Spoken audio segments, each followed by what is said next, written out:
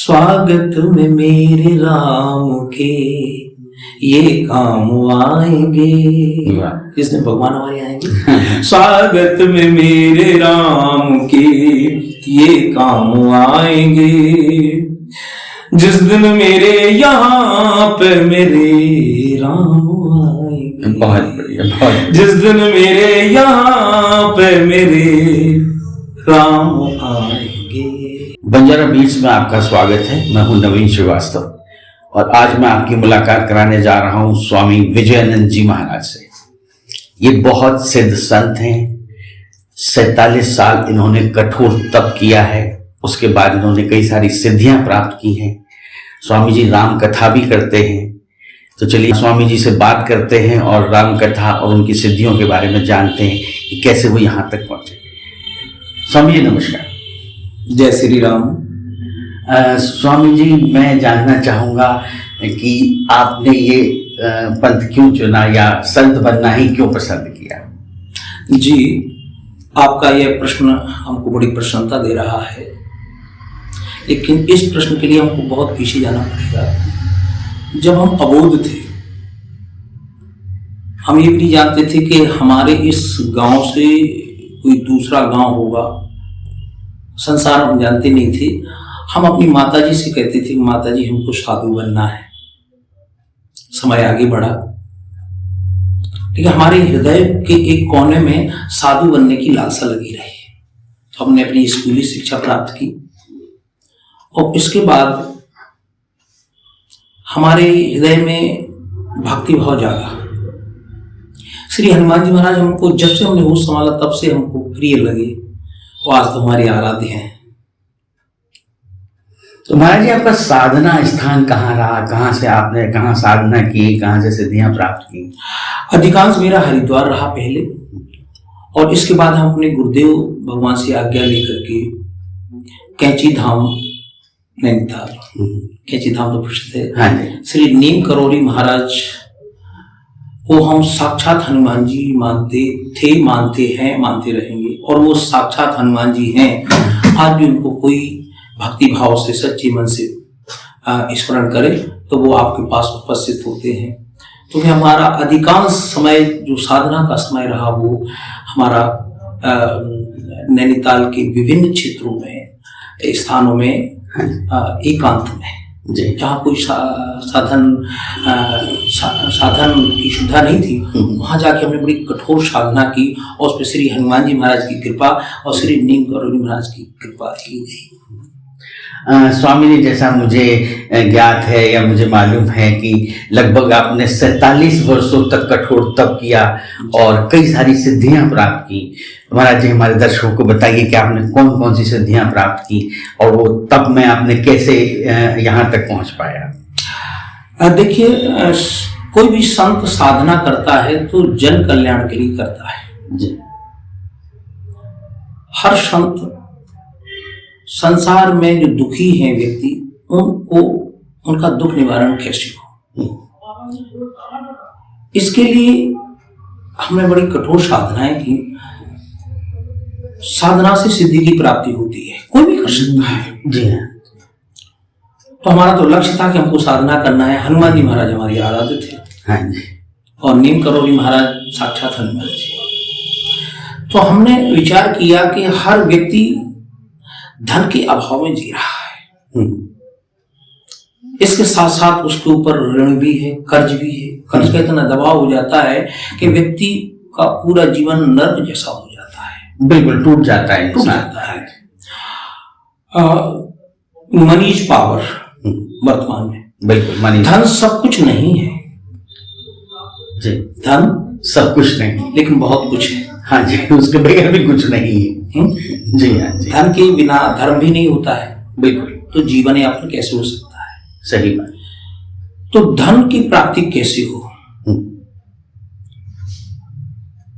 हमने कठोर साधना की, हनुमान जी महाराज से प्रार्थना की कि प्रभु व्यक्ति को धन कैसे प्राप्त हो, उसकी हमने साधना की। तो श्री हनुमान जी महाराज ने हमको उसकी युक्ति बताई है। वैसे आप हमसे पूछ रहे हैं इसलिए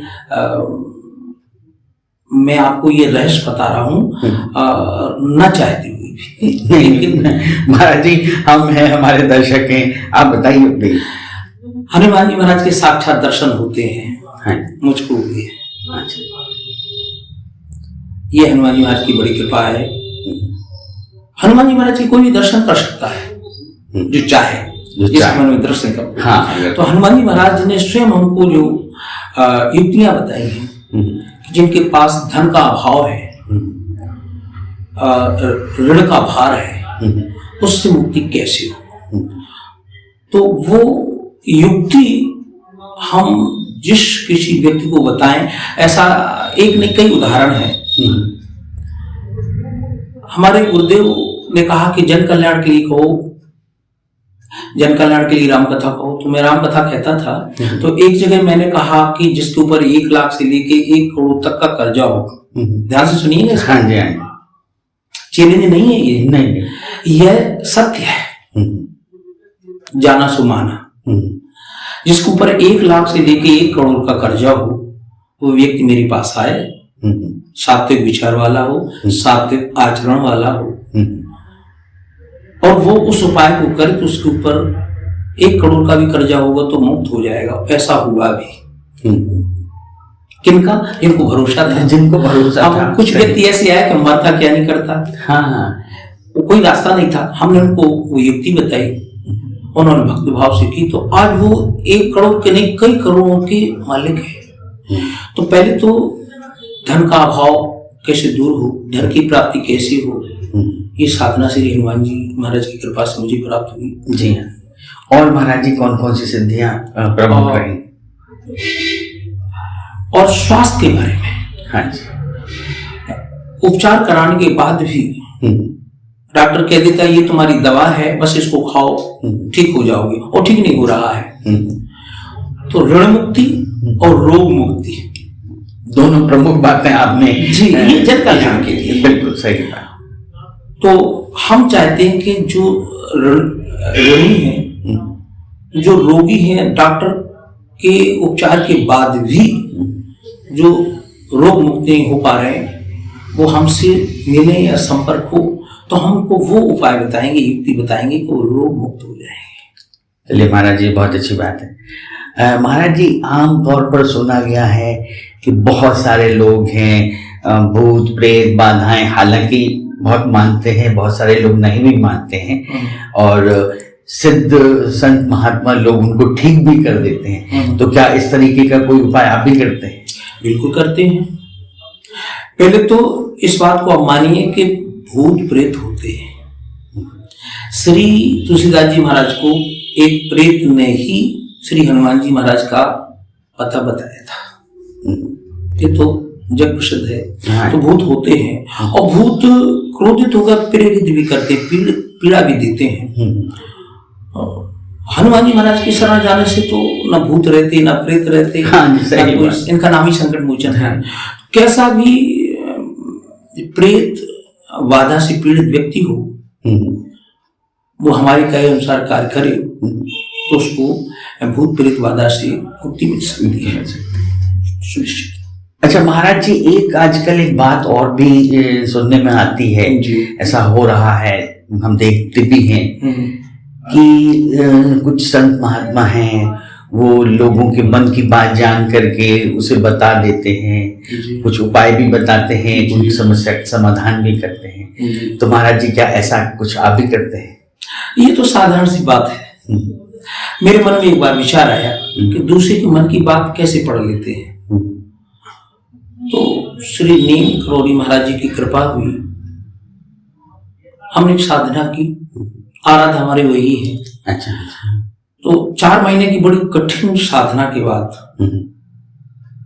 यह सिद्धि प्राप्ति हुई कि कोई भी व्यक्ति हमारे सामने बैठ जाए, वो हमसे प्रश्न नहीं करे, वो मन ही मन प्रश्न करे श्री हनुमान जी महाराज से। तो हम उसने हनुमान जी महाराज से क्या प्रार्थना किया है, हम उसको उसके कहे बिना पर्चे पर लिख देंगे, कागज पर लिख देंगे, और फिर उसको पढ़ाएंगे कि तुमने यही कहा था, यही प्रार्थना की थी, और ये तुम्हारी जो समस्या है इसका समाधान हम बता रहे हैं। ये बड़ी बात है महाराज। नहीं, बड़ी बात है। हाँ। डॉक्टर आपका रोग तो बताए, उसका उपचार ना बताए तो फिर वो काहेगा डॉक्टर? हाँ, काहेगा डॉक्टर। चिकित्सक? तो हम उसकी समस्या लिख सकते हैं बिना बताए, और सटीक समाधान करना उसको होगा। हाँ, समाधान तो खैर उसको तो पाएं। यही जन कल्याण के लिए हमने ये मार्ग चुना। संत को समाज का कल्याण करना चाहिए। तो ये साधना बड़ी सहज है, अगर यदि करना चाहे। हाँ, दृढ़ संकल्प अगर आदमी है कोई तो भी कर साधना, कोई भी भगवान को हम प्राप्त कर सकते हैं यदि हमारे पास दृढ़ साधना। ये तो छोटी सी बातें हैं। हाँ। अच्छा महाराज जी, एक पहलू और भी है आपका, आप राम कथा कहते हैं। जी जी। तो मैं चाहूंगा कि आप हमारे दर्शकों को राम कथा के बारे में कुछ बताएं। हमारे गुरुदेव भगवान ने कहा कि अच्छा, मैं साधनाओं के साथ मैं भजन गाता था। हाँ जी। और जितना साधना करते हमको समय हो गया, तो करीब 47-48 वर्ष हमको भजन गाते हुआ। अच्छा। भजन बहुत गाता था मैं, भजन करता भी था अपना। जो हमारा भजन है साधना का, वो भी करता था और भजन गाता भी था। यहाँ तक कि मैं स्वयं के भजन लिखता भी था। अच्छा।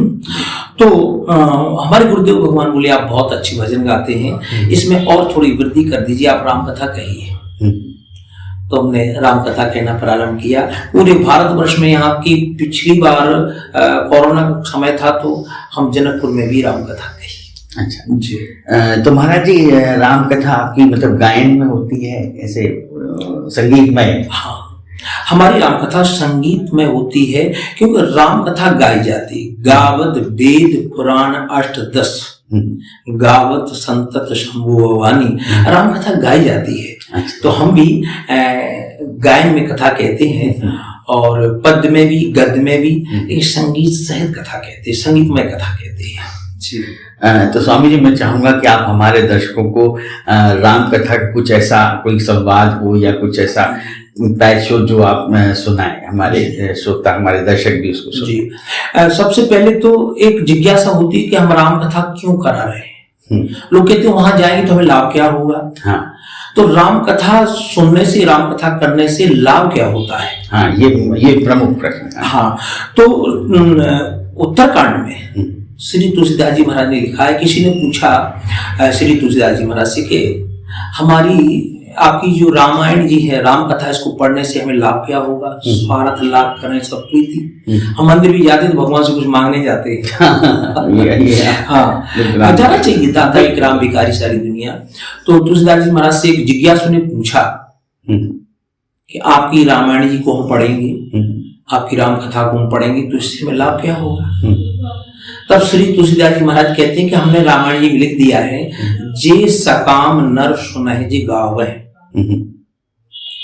जो हमारी राम कथा को संकल्प लेकर के हम राम कथा इसलिए सुन रहे हैं, राम जी आपकी, हनुमान जी महाराज, हम ये राम कथा इसलिए सुन रहे हैं कि हमारा यह कार्य सिद्ध हो जाए। सकाम, जे सकाम नर सुनहि जे गावै, या तो राम कथा को सुने या गाएं, राम कथा गाई जाती है, तो उसका फिर फल क्या मिलेगा?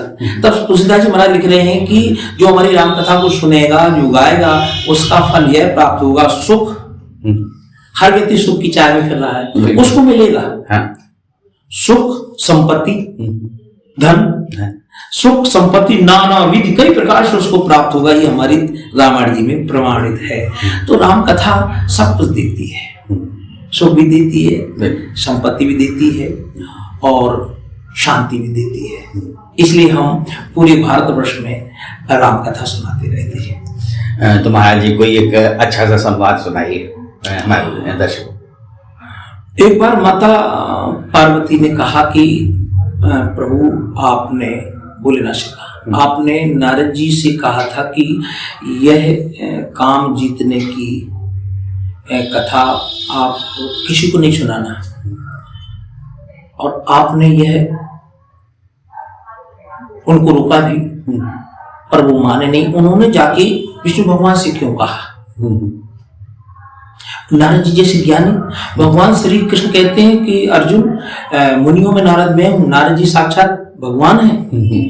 तो उन्होंने भगवान होते हुए भी नारद जी ने भोलेनाथ की सलाह क्यों नहीं मानी?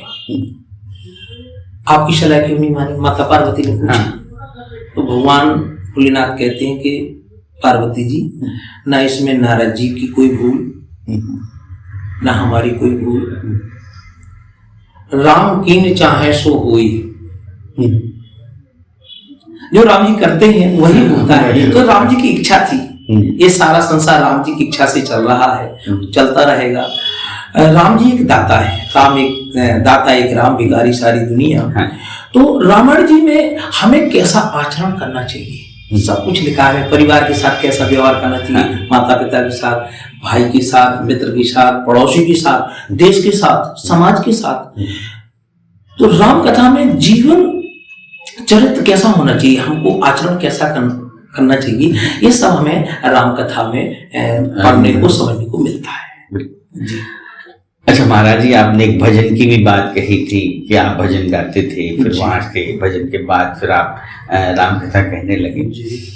तो मैं चाहूंगा कि आप एक भजन, छोटा सा 1-2 लाइन भजन की हमारे दर्शकों को सुनाइए। बिल्कुल सुनाते हैं, चूंकि भजन ही बहुत बड़ी भक्ति है। प्रथम भक्ति संतन कर संगा, दूसर रति मम कथा प्रसंगा। भगवान के भजन गाना भी एक दूसरी प्रकार की भक्ति, 9 भक्तियों में। आपने भजन के लिए कहा है, सुर संत विप्रुधेनु के। एक दिन मुनि मतंग ने कहा सौरी से, ये हमारा स्वरचित भजन है। सुर संत विप्रुधेनु के सुख धाम आएंगे, एक दिन तेरे यहाँ पे श्री राम आएंगे। इतना कह के मुनि मतंग ने तो देह त्याग दी, भगवान ने सम्मिलित हो गए। सौरी ने जैसे सुना कि भगवान को आना है, तो जंगल में मंगल कैसे मिले। कोई हमारा अतिथि आता है तो उसके सम्मान में हम कितनी तैयारी करते हैं, जिसके हम भगवान आ रहे हो। तो सबने देखा कि जंगल बेरियों के बेर से भरा पड़ा है। सबने टोकनी उठाई,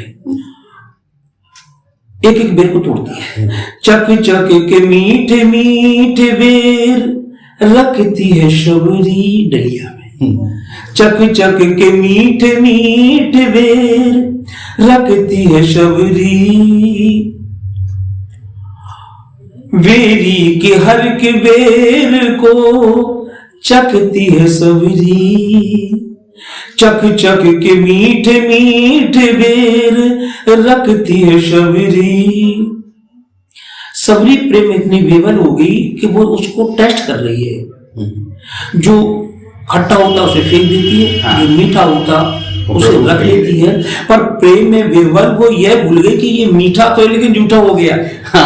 इसलिए कहते हैं जहां प्रेम होता है वहां नेम नहीं होता है, कोई नियम नहीं। और जहां नियम होता है वहां प्रेम नहीं होता है। तो ढेरों के ढेर बेर हो गए।